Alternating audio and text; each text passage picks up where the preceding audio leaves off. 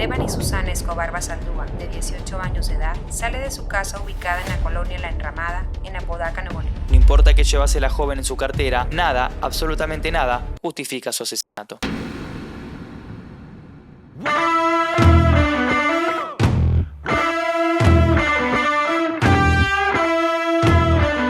Hace mucho que no grababa en mi casa y la verdad se siente un poco extraño, pero a la vez un poco más personal y cercano también. Con tantos documentales que estamos trayendo al canal, la verdad es que estar grabando en el estudio a veces, solo a veces, extraño un poco grabar así en casa. Pero el video del día de hoy no es un video del cual sea algo alegre ni feliz, sino que vamos a hablar de ciertos casos muy polémicos y casos que dejaron un antes y un después en la historia de México, sí, de México, pero que pasaron las fronteras de dicho país y llegaron a muchos otros países de Latinoamérica, particularmente Argentina. Las cifras de femicidios del año pasado en México fueron un récord y claramente eso es algo muy negativo porque es uno de los países, si no el país que tiene más casos de femicidio y violencia de género en toda Latinoamérica. En 2022 murieron 3.754 mujeres y eso nos da un cálculo de más o menos 10 u 11 mujeres por día. Obviamente es una cifra muy alarmante y que a todas luces marca de que las políticas en cuestión implementadas en dicho país para evitar estos sucesos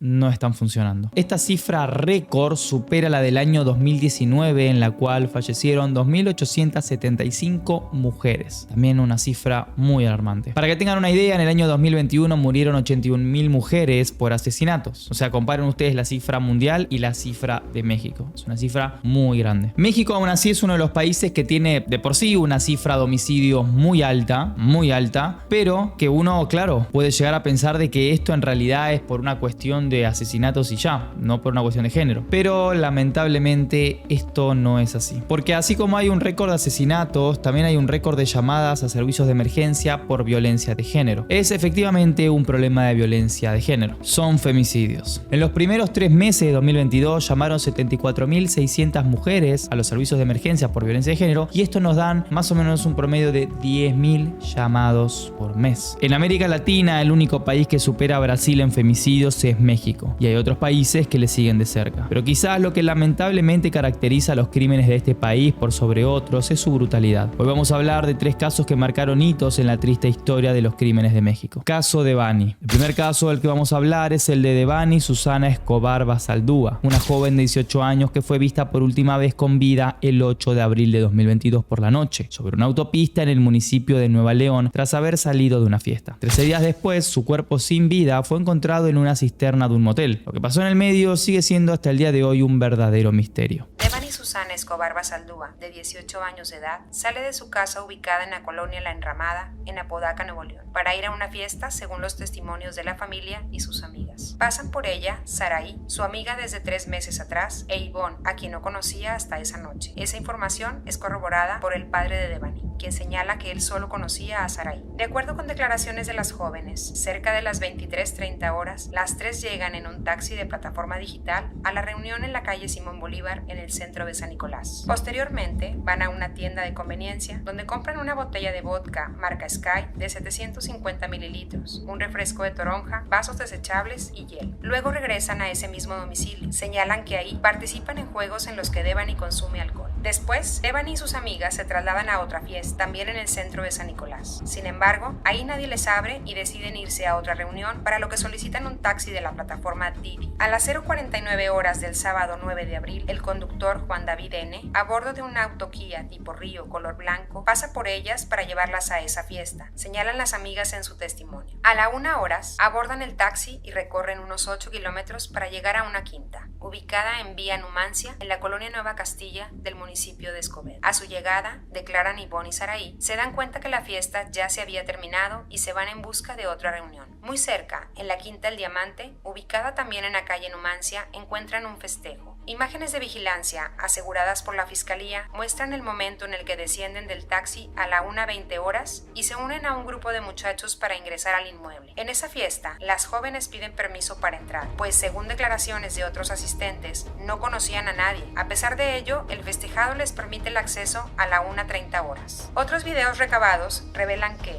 en algún momento, Devani sale corriendo de la quinta. Un joven la alcanza, tratando de detenerla, y lo golpea. En ese momento se unen otros muchachos que interactúan con ella. De acuerdo con testimonios de las amigas y algunos invitados interrogados, Devani lleva consigo la botella de vodka, toma directo de la misma y se muestra en estado inconveniente.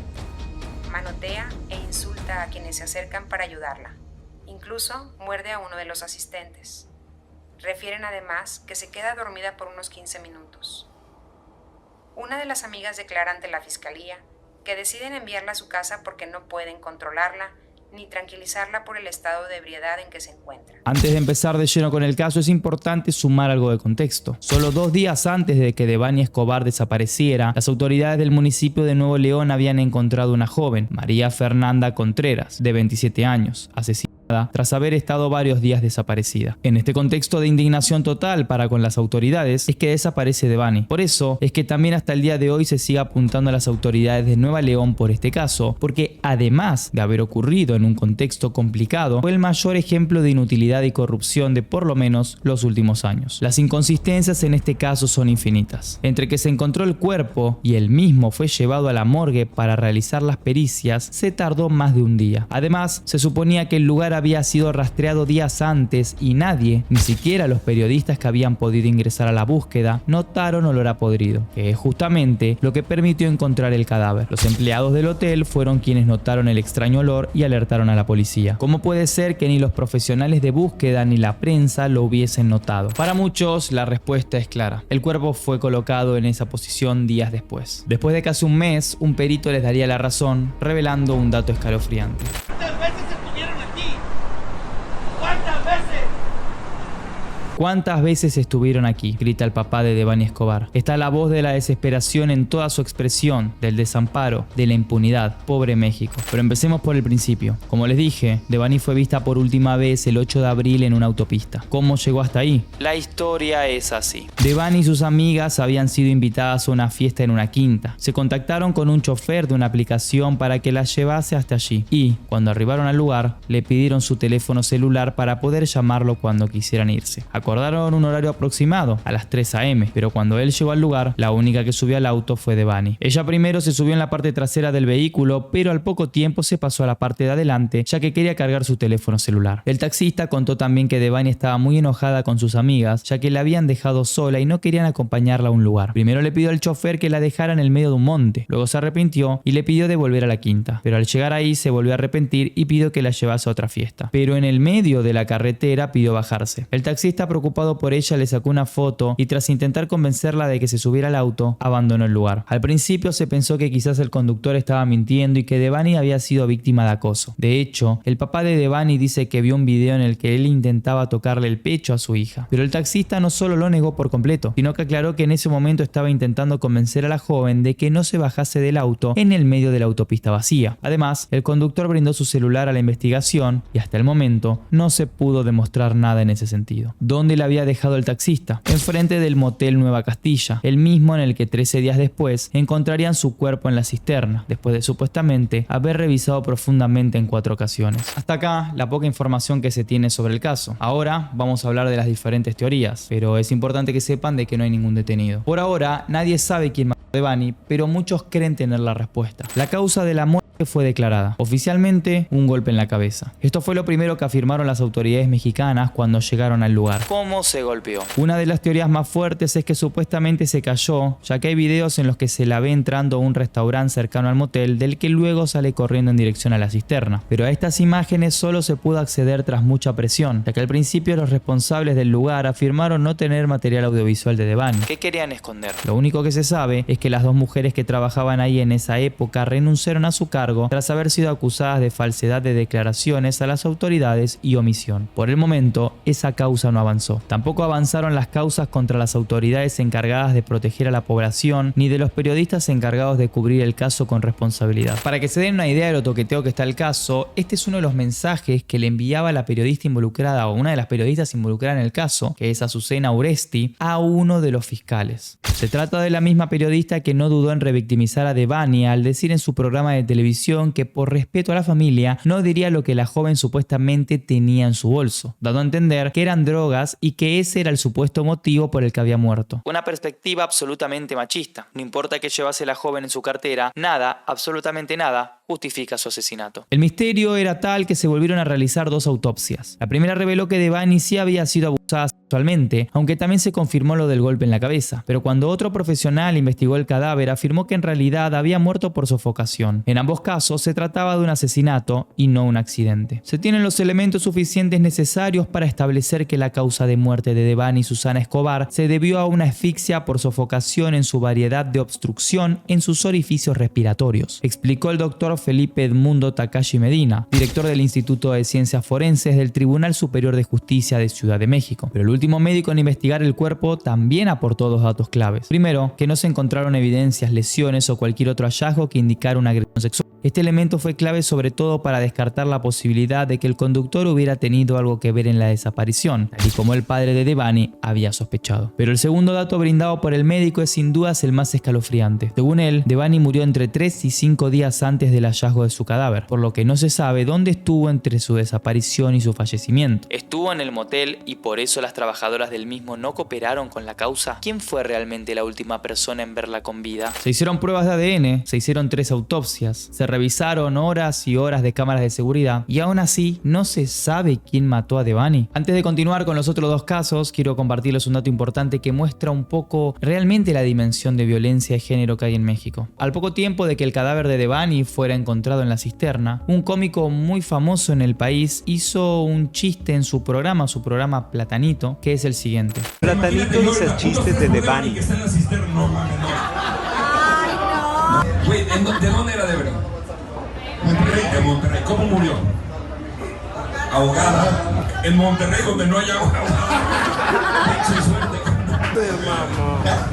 Chingue su madre que lo suban mañana. Caso Abigail Urrutia. El caso Abigail Urrutia es otro que despertó furia entre las y los mexicanos. En este caso, porque al misterio de su muerte se le suma la complicidad policial. El 19 de agosto del año pasado, Abigail, de 30 años y madre de 2 hijas, fue detenida por supuestas faltas administrativas. Esta detención tomó lugar por la policía de Oaxaca y, como les dije antes, el supuesto motivo es por faltas administrativas. Lo que sucedió fue que a los 15 minutos de estar detenida, apareció muerta en su celda. Desde este primer momento hasta su deceso es todo un misterio. Lo que sucedió en el medio es hasta el día de hoy un completo misterio. Según la versión oficial, Abigail fue encontrada colgada con su propia ropa interior dentro de la celda y varios de los policías ahí presentes intentaron ayudarla, pero fue en vano. Sin embargo, su familia tiene una versión muy distinta de los hechos. La mataron a golpes. Quien alimentó esta versión fue el novio de Abigail. Es que en realidad la mujer había sido detenida no por faltas administrativas, sino por pelearse en la calle con él. Ambos fueron detenidos, pero fueron llevados a distintas comisarías. Y a él lo dejaron en libertad casi inmediatamente. Así que ni bien pudo, fue a la otra comisaría a buscar a su pareja y no pudo verla, pero sí pudo escuchar sus gritos. Para sumar sospecha, las marcas en el cuello de Abigail no parecían ser de ropa interior, como supuestamente dijo la policía. Al cuerpo le realizaron 3 autopsias. 4 personas fueron detenidas y luego liberadas. 3 agentes de la Policía Municipal de Salina Cruz y el juez que indicó la detención. Y todavía no se sabe qué pasó con Abigail. Al mes de su desaparición se viralizó un video de cómo la joven era trasladada hasta la celda donde, minutos después, la encontraron muerta. Y la llevan, como era de esperarse, a los golpes, tal y como había dicho su familia. Al poco tiempo se viralizó un segundo video, esta vez del momento en el que la detienen, donde también se ve cómo la golpean. En febrero de este año, la causa dio un pequeño pero importante avance. Su ex esposo fue sumado a la causa, acusado de haber ejercido violencia familiar contra Abigail, contra su padre y el hijo que procreó con la víctima. El nene se encuentra desaparecido y no ha sido visto por los familiares de Abigail desde su muerte. Sin duda, la desaparición del niño es el elemento más oscuro de esta causa, pero hay una teoría más que sería terriblemente espantosa. La familia de Abigail cree que su ex esposo, el que había sido detenido con ella, orquestó todo. ¿Cómo es esto? Básicamente se piensa que él forzó la discusión en la vía pública para que ambos fueran detenidos en lugares separados y la policía fuese la encargada de terminar con la vida de Abigail. Según el papá de la víctima, esto es posible porque tanto él como su papá tienen conexiones con la policía. Ya que es importante porque reveló un dato clave. 7 meses antes de su muerte, Abigail había denunciado a su ex por violencia. Pero la justicia jamás puso en acción las acciones de prevención. ¿Tuvieron que esperar a que muera para hacer algo? Ni siquiera eso. Tercer caso, caso Beyoncé. Vamos a cerrar este video con el caso más reciente. La desaparición y muerte de Beyoncé Amaya. Beyoncé fue vista por última vez el 9 de abril en Nuevo León. Era madre de un bebé de 4 meses y tenía 20 años. Si bien había nacido en México, para el momento de su desaparición desaparición vivía en Estados Unidos, pero había vuelto a su ciudad natal para pasar las Pascuas. El día después de las fiestas debía estar en Estados Unidos, pero no regresó. Y ahí comenzó la búsqueda. A los 5 días de su desaparición, su cuerpo fue encontrado en un rancho de la comunidad El Verde, perteneciente a General Bravo. Al principio no se sabía si era ella y tomó más de 20 horas que los profesionales lograran demostrar que se trataba de ella. Según la autopsia, la joven murió por una contusión profunda de cráneo, vértebra, cintura y tórax. ¿Qué le pasó a Beyoncé? La primera teoría sustentada en un video en el que se la ve tirándose de un auto que iba a alta velocidad es que falleció por el impacto. Quien manejaba el auto habría intentado buscar ayuda médica, pero al no encontrarla decidió abandonar el cuerpo. Algo que por lo menos en nuestro país es un delito. Pero lamentablemente, aunque parezca, el caso no es para nada fácil. Para empezar, el cuerpo de Beyoncé fue encontrado en un rancho que es propiedad de su familia. Y esto no fue coincidencia. El fiscal a cargo de la causa decidió empezar a buscar por ahí, ya que varios familiares de la joven tenían antecedentes penales. Y su intuición tuvo éxito, porque efectivamente allí encontraron el cadáver de la joven. ¿Quiénes fueron las últimas personas en verla con vida? Un grupo de amigos que son quienes cuentan que la joven se habría subido al automóvil del que luego supuestamente se tiró. Pero ninguno pudo dar ni un solo dato ni sobre el coche, ni sobre la vestimenta de ella, ni del conductor. Esto generó tanta indignación en el público que todos tuvieron que cerrar sus redes sociales. Una de las teorías principales indica que el sujeto que manejaba el auto del que se tiró Beyoncé trasladó su cuerpo hasta un hospital, pero no pudo obtener ayuda y decidió descartar el cuerpo en la finca donde la encontraron. Pero esta historia tiene muchos puntos poco claros. ¿Dónde está el auto del que cayó Beyoncé? Según la mamá de la víctima, en Estados Unidos, donde lo envió su dueño, quien supuestamente también le habría lavado las manchas de sangre. Hace muy pocos días el caso avanzó un poco. Se pidió la detención de 3 personas involucradas en la desaparición de Beyoncé, pero los 3 se dieron a la fuga. Al poco tiempo se detuvo a un cuarto, un joven de 19 años llamado Martín, que ya cuenta con varios antecedentes penales. Estos 3 casos nos permiten ilustrar, de forma resumida, lo cruento que es la violencia contra las mujeres en México. Como ven, se mezclan diferentes factores: complicidad policial, machismo institucionalizado y, claramente, un gobierno que no da iniciativa, no toma acciones o no promueve que la situación cambie. Estos son tan solo 3 casos de los miles que suceden en el país. Ojalá no tengamos que seguir contando más.